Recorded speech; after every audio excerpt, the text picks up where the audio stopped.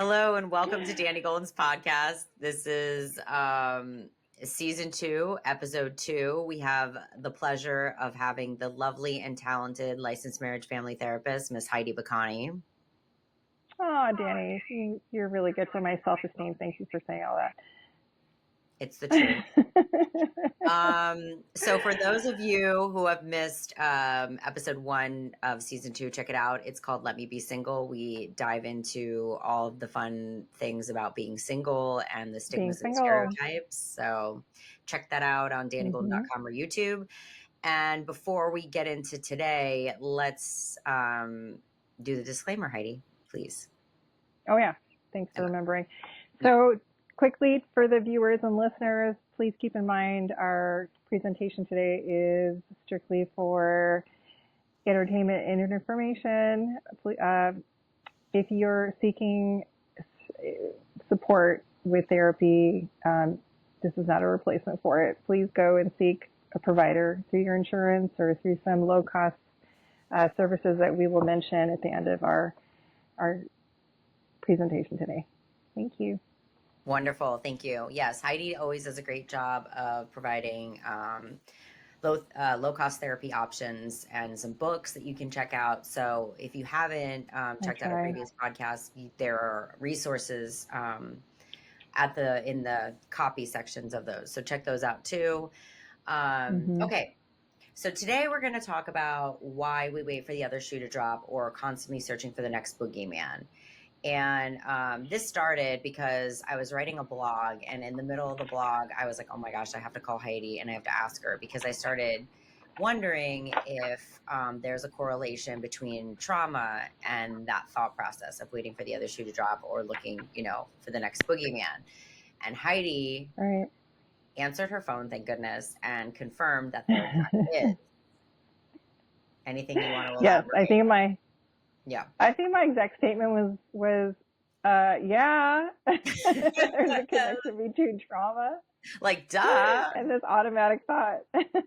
Yeah, and us layman people who are not experts in this subject matter and are just trying to heal and get through life, were, I being that person, that was very helpful information, because I was wondering where this notion that I was trying to process was coming from. And so Heidi providing that validation for the tie-in was very helpful for me. So I've alluded to this in some past creative content that I've put on the website, and I'll just give a summary here. But so in my past life, I worked in entertainment marketing, and unfortunately worked with some individuals who were extremely hurt. And as a result, they hurt me.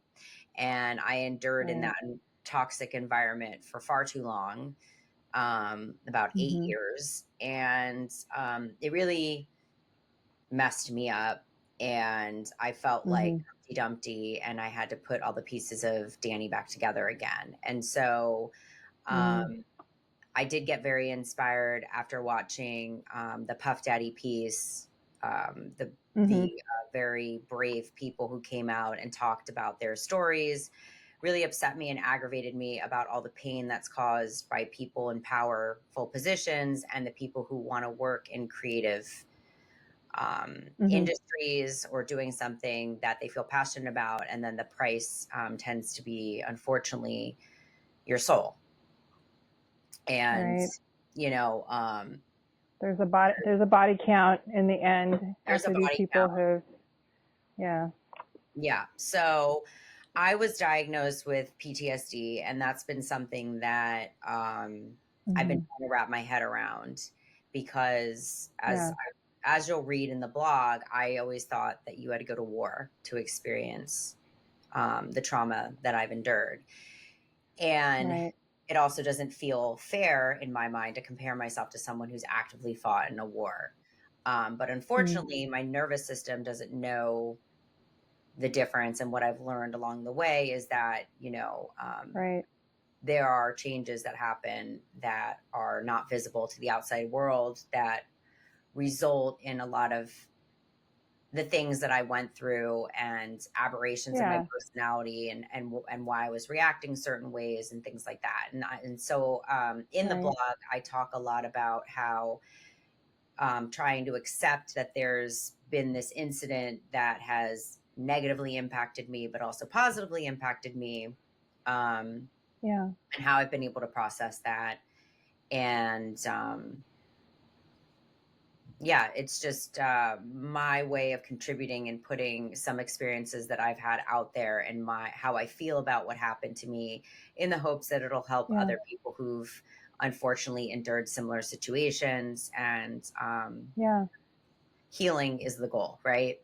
Um, I never want to become the pain that happened to me or hurt anyone the way that I was hurt. So I think the way that, I guess they call it transmuting that energy, is to do what we're doing here, which is, write Mm-hmm. about it, talk about it, and learn from it. So Heidi is Right. going to break down some amazing things on this podcast. We're going to talk about the science behind trauma, trauma's impact on the brain, and some gentle trauma work. But before we get into all that fun stuff, Heidi's going to talk about, I sent her my blog before posting it. I'm going to talk about you. Yeah, we're going to get into that. So Heidi, take the wheel. Okay, I'll try my best. Um, before we started recording today, we were just talking briefly about your blog, and I was saying how beautiful this piece of writing is, as is all of the things that you have written that I've been lucky enough to read. I think you do such a beautiful job of writing about the journey of dealing with pain and then coming through it with the insights that the pain was helpful and is a teacher, and it helps towards in the arc of your journey with pain, trauma specifically. You can see in this writing, this blog, that you have learned how to cope with trauma, and it starts with a lot of resistance towards dealing with, like resistance to having it, and then you see the arc of, or the change towards the acceptance and the, not like 100% liberation from it, but that it's something that you can recognize, be the observer of, and it doesn't have to impact you as strongly as it once did in the early days of your journey. So I won't get into like too many specifics, but like that is what I was noticing in your writing as I read Waiting for the Other Shoe to Drop. What else can I say about this? Yeah, in the beginning of the writing, I was like, I was on a journey with you, of all the emotions of like anger and frustration and, why do I have to deal with this, and why do I have to feel like this, and all the things I have gone through. So it helped validate my experience with trauma too. And then towards the end, the reconciliation that you had was really beautiful to see, how you were able to be the observer of it, be observer of this, the impact of the trauma, like the automatic thoughts, the shame, the just all the discomfort that it provided you, and then seeing that it can also be a teacher, and that you can hold both. You can hold the stronger version of Dani and the Dani that was really hurt by these people at the same time, if that makes sense. No, it definitely So, does. It's yeah. not a role that anyone prepares for. I mean, as everyone who's experienced trauma knows, and as we tried a taping before this one where we had a freezing situation, but Heidi was saying something beautiful about how, trauma is just this word that people throw around often, and no one really stops to think about, how it impacts us on an individual level. Right. And, if you're unfortunate enough to have been through something traumatic, you recognize that there was a before the trauma version of you, and then there's an after Uh-huh. the trauma version of you, and it's very hard. It's been a very interesting journey and very hard for me to make Mm-hmm. peace with those changes. And I think a Right. lot of it comes with surrendering and accepting and Right. finding the beauty in it, because um, Mm-hmm. I don't ever Got to think go of through it myself as a to get victim. there. Yeah. So Yeah. I'm not a victim. I'm gonna survive. I'm not just gonna survive. I'm gonna thrive. So, it's that I use that anger about, the things that I couldn't impact at the time, and the fact that, you tell yourself you did the best you could, when you were going through it. Um, Right. to propel me forward and to keep me moving forward and to keep that fire inside of my belly to do things that put a smile on my face and live the best life that I can, because That's I'm hard work. yeah, I'm too stubborn to let anyone take that away. Yeah. I've given it Good an, for you. I've cried enough tears for the past, right? So Yeah. I think it's, if you're identifying with me, you're anxious to move forward and be on your way, Right. but recognize the lessons and all that good stuff. So Yes. Definitely a journey. go ahead. I was just saying, it's definitely a journey to get to a place where there's, like I said, reconciliation with it. That like this is the acceptance that there's an impact and a consequence and an aftermath after enduring a trauma, like as if the trauma wasn't enough to go through, but now you have to deal with like this new sense of self that Oh, good has God. to accept that this is, yeah, right, like this, now there's this change in my personality. Now I'm like jumpy, now I'm like reactive to so many things, and I'm so dysregulated all the time. The littlest thing can like make me feel like I'm gonna die. Like it's not pretty. It's not fun. And I think um, the blog that you write, this exploring this topic, I mean, that's what helps validate all the hard work that we've both done, I think, personally, but hopefully will help someone else feel borrow the courage or the energy, to like Hmm. try to work through their own stuff as they're Yeah, listening and to know this or that, watching this. yeah. Sorry, I didn't mean to interrupt you. I was just going to say, and know that you're not crazy, because I mean, we're all crazy in Right. our own wonderful ways, but, like, you In a feel, beautiful way. Hmm. yeah, in a beautiful way, but you feel like you're crazy in not so beautiful ways when your nervous system is reacting to ways that you don't Right. understand. And it almost feels like you don't have Right. control over your emotions, and they're happening regardless of your, like, without your consent.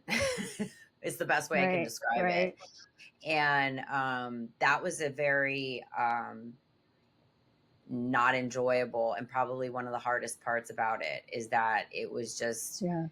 yeah, emotions, aberrations of my personality coming out, and sort of just watching it and being like, who is that person? I'm ashamed of that person. I don't want to see that person. I don't like that Yeah. person. And that person's reminding me of everything that happened, and I don't want to see that person. Right. Whereas I think I've taken a lot of time to really try to not befriend that person, but realize that there She's a is, part of you. She's you. yeah, Uh-huh. and Uh-huh. you know, love that person. She deserves love too. Absolutely. Yeah. Because without that person, I wouldn't be the person I am now. So, I needed Right. all those people along the way. Hmm.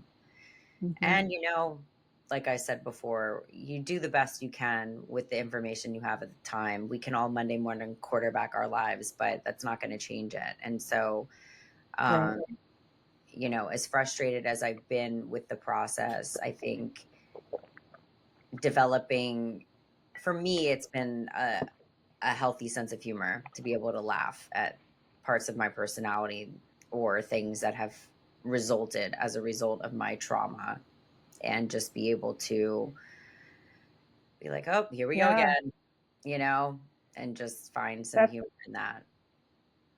that's evidence of sublimation, like you were saying earlier, that you've turned your trauma into creative creative work, I think. Yeah. Yeah. Um, evidence of the work, evidence of the recovery, that you've been able to turn it into something that we can enjoy now and Yeah. laugh about. Exactly. Yeah. Yeah. All right. Well, unless you have anything else about the blog, which thank you so much for your kind words. That really means a lot to me. Well, you're welcome. You're I really welcome. appreciate that because, I write it for myself, but when other people are able to get something out of it too, that makes it even better. So that's just wonderful to Very hear. enjoyable. Yeah. Um, so should we get into the science behind trauma? Okay. Okay. Let's get into no Let's hesitation. Not let's nervous. unpack it. Let's do this. Rip that band-aid off and get after it. I'm ready. Okay. Okay. Let's talk about the who, the why, and the what before we go into the science, because the science part's like this tiny. Okay. So I had to supplement. Um, the who, the why, and the what. I always like to frame my part of the presentation this way, because it just answers it a little more thoroughly. Like, what is trauma? Why do we have this? And who gets it? Yeah. So the who. I wrote almost everyone has these thoughts, because the automatic thoughts. So waiting for the other shoe to drop. Right. That's I'm calling that an automatic thought, because when we're faced with a unknown, an uncertainty, that's usually one of the first things we think of. We automatically think of, and if we don't have control over that thought, it's just going to show up Right. everywhere, anytime, all hours of the day, doesn't matter. So, so we don't have control of these automatic thoughts. And who has these thoughts? Most of us, because we've either had a traumatic event occur in our life, or we've endured, or we have been raised by a parent or a caregiver who expresses anxiety about uncertainty, which is how we learn. We learn to fear the unknown. So a lot of our human behavior, I would say the majority of our human behavior, is learned behavior. I forget what the ratio is between learned and genetic or innate behavior. But when you think about how, if the majority of our behavior is learned, and then you add trauma to that equation, now you have like a multi-layered reaction to things. So it's even harder to change that. And so that's why we can't get rid of these automatic thoughts, because we've we've learned it, but we've also had multiple experiences that have been difficult in life. So if I could want something, it's that the viewer, the listener, sees it. The baseline is going to be, we're going to have these, have some acceptance that it's okay, and that we are going to have them, and it's okay. Right. I guess that's what I'm emphasizing. Yeah. So. No, I think that's important. Yeah. Welcome to the club. Most of us do have this style of thinking, automatic thoughts, all or nothing thoughts, black and white thoughts, filtering thoughts, magical thinking. We all have either learned these styles of thinking, or we've been through some sort of traumatic event. And so it's our mind's way of compensating or dealing with the unknown, in anticipation of something dangerous happening to us, or something harmful happening to us. Okay. Another way to frame this is, it's evidence of anxiety. And if you don't have anxiety, you're not human. So It's Right. okay. It's okay to have that. It's a feeling. It's an emotion. That's all it is. So that's the who. And then the why. Why do we wait for the other shoe to drop? And it's because basically we're having an emotional reaction to an unknown or a uncertainty. When we have trauma or we learn from a caregiver how to perceive an unknown or an uncertainty, it changes our perception of safety in the world. It can disrupt our sense of safety, and it can our sense of safety and control, despite not being in any immediate danger. So it's a perception of not feeling safe, not being in control. Does that make sense? Powerless. Yeah. Yeah, powerless, right? Um, and a traumatic experience can make someone more likely to fear situations where they lack information or predictability. So life. So yeah, yes, exactly. Well put, Dani. Right. Because the thing is with anxiety and trauma is we have evidence that there is danger and we have been harmed. So we're not all wrong in thinking that we need to be in preparation for the other shoe to drop, because there is evidence of something having happened, or I should say, and it's our job as adults, it's our task to be able to discern if there is danger, immediate danger, or harm, a rhino running towards us, or a Mack truck, charging us, about to charge us. Because if we're able to observe that we're having that reaction to an unknown, then we can reality test whether or not we are in danger, and then we can emotionally regulate and get us back to help send a signal to the central nervous system to help us get calm. But we have to go through those steps of observing our thoughts and then reframing our thoughts or telling ourselves a different story about what we're perceiving to be dangerous that's happening to us or about to happen to us. Does that make sense?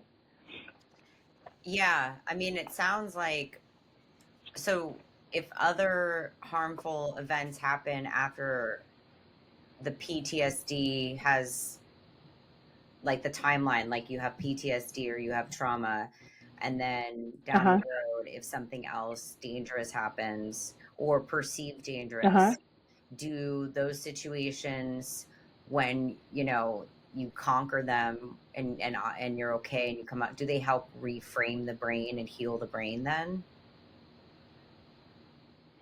Not necessarily. Oh, interesting. Not necessarily. Okay. Yeah, and I say that because they're going to be there regardless of whether or not we're able to reframe the thought or change the way that we look at or perceive the situation, even if we've overcome something or done the work to overcome something. Again, it goes back to that's our baseline, because we've now changed the brain's, for lack of a better way of saying it, chemistry or how it functions after we endure a traumatic event. So that's now become our baseline, because our brain is different now. It's changed. It's physically changed. Right. That makes sense. Yeah. Yeah. I mean, okay, I'll go into that a little bit. Yeah, no, that's okay. So I'm just wrapping my head around it. So we're a product of our experiences. And if we're a product of our experience, that's good and bad. So if you had a horrible experience happen or something, traumatic, or like with PTSD, it's like it's my understanding that PTSD is like, it happens like for a duration of time, like right. Is that correct? Yeah. Okay.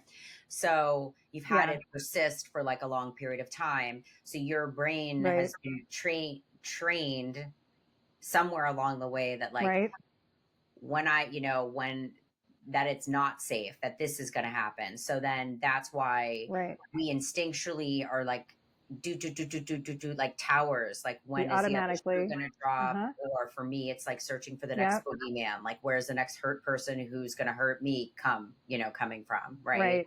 Okay. That Right. makes sense. Right. Okay. Right. It's like those events, experiences are now have now compounded over time because you were Right. dealing with like someone who's unpredictable, let's say, Right. or a work environment that's unpredictable, Or or several people you who are live in a unpredictable. home. Right. Exactly. So over time, when you have so many of those experiences with unpredictable people and unpredictable environment, you're going to change the way that your brain sees an unpredictable event in the future or an uncertain event in the future That makes because of sense. all those past experiences. Yeah. Yeah. Okay. So The light so went even off. if you've done good. I was like, I got it. Okay. That I can wrap. No, Ding ding it's ding. helpful. Yeah. Yeah. Finally, right? After X amount of time. After thousands Better of late dollars than in therapy. never, right? That was good. Yeah. Right. Oh, absolutely. Totally. Totally. Okay. So let me get back to this. So the what. What does trauma do to the brain's functioning? We were just starting to, this was a good segue into this. So there's three specific parts of the brain that go through a physical metamorphosis when we endure trauma. Specifically the amygdala, the hippocampus, and the prefrontal cortex. And the amygdala is the emotion and survival center of the brain, which becomes overactive. It like is on overdrive during when it's confronted with an unknown. When we're confronted with an unknown, that part of the brain becomes overly responsive. So it's not functioning at a healthy in a normal state. So it's causing us to like overthink, have automatic thoughts, have feel extremely anxious. Yeah, the amygdala Unsafe, white is knuckle it. yeah Okay. yeah. The hippocampus is the memory center in the brain, which becomes underreactive and physically actually shrinks, leading to memory difficulty. So when we talk about memory loss during PTSD, that's the part of the brain that is being impacted, and that's how the effect of the trauma shows up. Is where it will limit the memory of a traumatic event, abuse, a car accident, a physical injury. Like you'll hear people often say like, oh, I don't remember things about, myself ages 2 to 4, or I don't remember when the impact happened. I don't remember anything else that happened after that for, several hours. The hippocampus is in charge of that, I think is kind of protective. It's like our mind has a way of wanting to protect us from the sensation of something uncomfortable. And so the hippocampus, maybe my fantasy is it like shuts down to protect us from experiencing it in some certain way. That's And interesting because then, I was even telling you before that I was having memories of the past that were resurfacing yeah, after, like 10 years. right, Does it also, I felt like during that time I was having inability to like remember friendships and like people who loved me. Like it was mm, like I was only able mm-hmm, to like remember certain mm-hmm, parts of my life, and I had a very narrow yeah, focus, and I was unable to recall happy periods of my yeah, life as well. Have they? yeah, that's the hippocampus Okay. it being impacted by Okay. trauma too. Yeah. Okay. Yeah, That's yeah, very it can wipe out validating. good memories as well. Yeah. Yeah. Okay, prefrontal cortex is the part of the brain that regulates impulses, which during a traumatic event become less effective at controlling reactive reactions to conflict or stressful situations. So, like, we may find ourselves not able to inhibit ourselves from saying things when we're in when we're perceiving some sort of danger or uncertainty. Um, Like, I remember like on the playground, I was like 9 years old or something, and there was this ball coming towards me during kickball, and I said out loud, "Oh fuck!"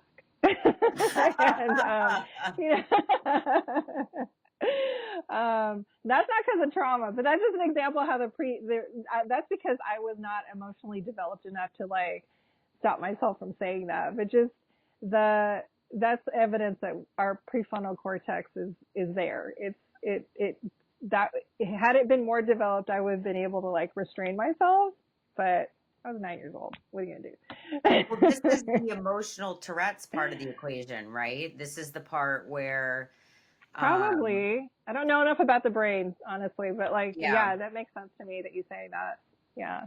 where you feel like your behavior is, and the things that you say are just like when you're like, where did that come from? Why did I do that? That sounds Yeah. okay. Yeah. That sounds like prefrontal cortex work to Yeah. me. Okay. Mhm. Very So interesting. that's my science breakdown. That's my Oh, who, my what, and what um, portion of our presentation today. I think that's so helpful. Do we want to jump right into the trauma's impact on the brain? We kind of got into that a little bit. Is there Oh more? yeah, yeah, yeah. That covered that. Okay. Yeah. Okay. No, that was it. Okay. That was And then it. gentle trauma work, anything to add there other than, the compassion and the observer stuff that we talked about? I can say a little bit more about that, and specifically how to work through the automatic thoughts, because that's what we're really Oh, focused on today, is how to deal with the waiting for the shoe to drop or the boogeyman to appear. yeah. Um, I've got some step work that I can suggest. Okay. Um, Step one, we talked about this a little earlier. Work on the acceptance that this automatic thought is now a part of who we are, because we um, um, either have learned it from a caregiver or again have had an event that shaped our reactions to the unknown. Mm-hmm. Step two, if or when we journal daily, we can examine when this automatic thought comes up. Oh, In a sense, like, seeing it on paper in black and white helps us realize, like, okay, that's real, that happens, and it happens frequently. So keeping a log, keeping a journal, that helps. yeah. No, I was just, Did you want to say something? yeah, I had, so, I mean, this is very personal, but that's what we're doing, is sharing personal stuff. That's okay. So one of the things when I would get triggered is, and this happened so much throughout my healing Mm-hmm. journey, but then I was able to really identify it towards the end and talk to my therapist about it and basically say, like, what is this? But one of the things that would happen to me is I would get to a period where I would just like not want to be alive anymore, and I Yeah. would want to kill myself. I mean, not physically harm it's very hard to say this with people for people to understand, but it was like I didn't want to be alive anymore, but I Right. wasn't willing to harm myself, but I just wanted to like Right. disappear from life, Hopeless. right? Mm-hmm. Mm-hmm. So powerless, helpless. Mm-hmm. And I noticed that I was able to relate that those heavy feelings were the Mm-hmm. result of a trigger. And sometimes those triggers um, weren't always identifiable. They were Yeah. more subtle. So it was a feeling um, where I either, was disappointed with myself or felt Mm-hmm. some semblance of shame, or Mm-hmm. maybe it could be as simple as I just feel like there's so much pain in the world that seeing it and Mm-hmm. bearing witness to it is too much to bear. Mm-hmm. I feel it all, and like I feel helpless, like in my ability to positively make an impact and take that pain away from people. Um, Mm-hmm. there were several things, but when you said that, that really hit home with me because that was one of the things. And so I would like to say to the Mm-hmm. listeners and the viewers that if you're ever feeling like that, it passed for me. It was sometimes it would stay with me for Mm-hmm. like 20 minutes. Sometimes it'd stay with me for a few hours. Sometimes it would stay for me Yeah. till the next morning. And what I would Mm-hmm. do is, for me, what worked was crying. Sometimes I would journal. Mm-hmm. And then I watched a lot of murder TV because Nice. for some reason it regulated me. It just kind of was Mm-hmm. like I was able to disappear into someone else's, um, uh, unfortunately, into someone else's trauma and not focus on mine and realize that, Yeah. there's so many things in this world that you can't control. And so Right. um, sometimes feeling small was helpful. Watching the universe Mm-hmm. or something about like galaxies and the solar system was really helpful. So things like that. Listening to music, um, changing the channel in some way possible. But sometimes, I will tell the audience and that I Mm-hmm. wasn't able to change the channel, and you just have to sit with it until it goes away. But um, yeah, and then eventually I am proud to say that thought hasn't occurred in I wouldn't say a long time, but maybe 4 Yeah. months, you know? Wonderful. So it does get less and less. I will say that to people who've Yeah. are struggling. It does get less and less because I was waiting for someone to say that when I was going through all my stuff. I was like, where are the people that are talking about this and talking about like the dark, dirty stuff? And like, why aren't they telling Yeah. me it's going to be okay? And the truth is, everything will be okay, but you got to fight for it and you need a village. Yes. And I have a very, you cannot do it alone. So, Right. whoever your people are that you want to surround yourself with, just make sure that they're in your corner. And if they're not, feel no regrets about saying goodbye because I certainly didn't. Right. So your peace is paramount to anything else. So yeah, that just, yeah. Thank you, Dani. Thank you for sharing your tools. I think those can Yeah. be most helpful. Yeah, absolutely. Definitely. Um, all right. Last step I'm going to share about is reframes and taking action. When we use reframes, we can change our perception about the unknown or whatever uncertainty we're fearing. And when we take action, we're also doing the same thing. An example of a reframe would be checking, like when we check in with ourselves and see what we're feeling. Am I excited and anxious? If yes, that means I'm really ready for what's to come. Because sometimes like the things that are Yeah. unknown that are about to happen are really fun things too, or really meaningful things. So usually there's a mix of anxiety and excitement for those events. So if we can identify that that's what we're feeling, it's not that we're in danger. It's that we're feeling excited and anxious, and it means that we're ready for what's to come. I love that.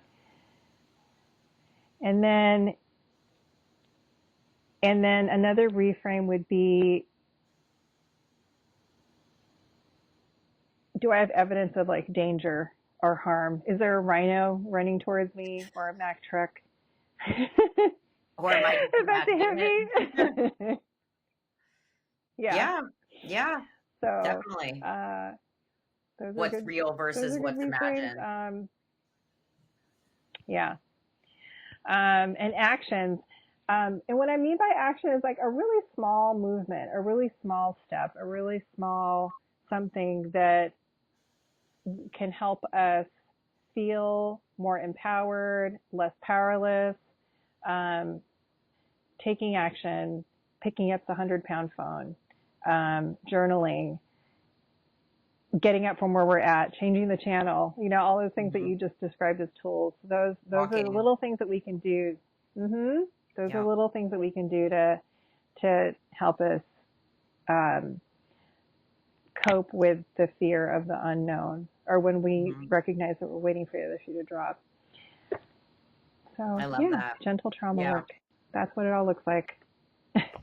Yeah, and another thing that's helped me is I'm a swimmer, so swimming, getting in the water, in the whether it's the pool or the ocean, movement. You know, you don't want to do Yes, it when you're enduring it, but when after you do, you feel yeah, like a different person. So that always helps me. And then, you know, surrounding yourself absolutely.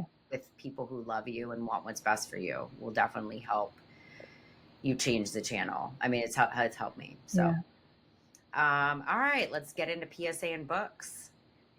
Okay.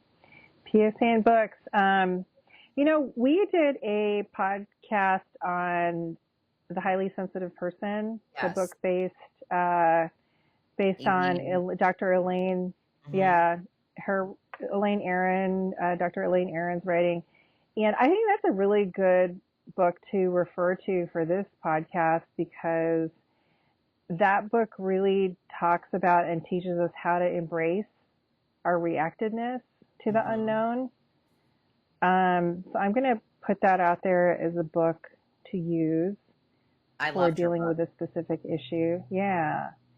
Um, and then let's see. Oh, one of the thing that I was quoting from when I was talking about um, trauma's impact on let's see. Oh yeah, yeah. Like the like the was it the how? When I was talking about why we have these automatic thoughts, that that explanation that I came up with was based on an article from a book called Trauma Informed Care in Behavioral Health Services, which is actually like a actually put out by the um, it's like a government for Department of Social Services or something. So Okay. there's let's see, do that. Cleveland. Oh wait. Back it up. Sorry. That's When I was okay. talking about the brain. I got well anyway. So yeah, I got all the information from the Cleveland Clinic, Okay. which is a nonprofit clinic in Cleveland, Ohio. Um, their website is www.clevelandclinic.org. If anyone's interested in finding out how therapists work with trauma, there's a lot of really good information on there. And then the article that I was going to recommend people read is from, let's see, it is from oh, from the Cleveland Clinic as well, PTSD, post-traumatic stress disorder symptoms and treatment. Oh, So they wrote an article that you can find online. And um, again, the website is www.clevelandclinic.org. So lots of good information on their website. okay. And then let me just put out a little information on a um, low cost therapy or for people with no insurance. Hmm. So I talked about this in one of our earlier podcasts. It's the Antioch University Counseling Center that is in Culver City, California. They're by appointment only. You need to call first to have your intake with them, and then they will give you instructions on how to get set up with their interns who are overseen by highly qualified multi-person team of therapists and doctors that oversee these interns. Their phone number is 310-574-2813, 310-574-2813. And they're, again, located in Culver City at 400 Corporate Point, uh, Culver City, California, 90230. That is amazing. And I will put those resources in the bottom of the copy of this podcast for anyone who's interested. Um, Okay, thanks, Dani. yeah. it's always helpful to talk to someone. I've been through a lot of therapy to try to figure out what happened to me and why and what role I played in it and how I can Right. prevent it from happening again. So I think, it all Mm. really boils down to knowledge is power. So thank you so much, Heidi, for all of your amazing knowledge over this Oh, very sensitive topic that I think a lot of more people are covering. And, unfortunately, a lot of people need to understand because they want to heal. So fortunately, they want to heal, but yeah. unfortunately, they've endured it. Right. So, okay. Well, we're Well, going to do and thank our, you for your oh, go ahead. courage. Thank you for your courage, Oh, Dani, to share your story. oh, you're most welcome. I mean, I Yeah. joke that it's a story, not my story, because my story is still being written. So this is just, a little snippet. True. Um, Very true. so I guess I'll ask you, Heidi, in our interactive sign out, is it safe? Well, depends on what you're telling yourself. Very much so, right? Very much so. Well, thank you everyone for joining us today. We really hope that you got something out of this, and I just think it's really important for both me and Heidi to know that, for you to know that you're not Yeah. alone, and you know, there's bad things out in the world, but there's also beautiful things. So don't stop living for those beautiful things. So take care of you, Yeah. and we wish you the best. Thanks for Yes. Good listening in. luck. Thanks for being with us. Yes, exactly.